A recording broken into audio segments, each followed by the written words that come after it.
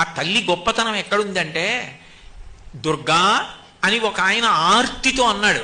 ఆయన ఏదో బెంగతో ఉన్నాడు, ఏదో భయంతో ఉన్నాడు, ఏదో బాధతో ఉన్నాడు. దుర్గే స్మృతౌ హరసి భీతిమశేష జంతోహో.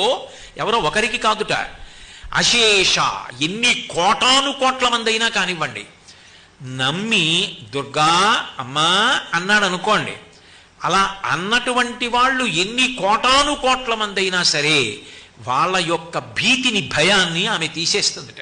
దుర్గే స్మృతౌ హరసి భీతిమశేష జంతో స్వశ్చై స్మృత మతిమతీవ శుభాం దదాసి.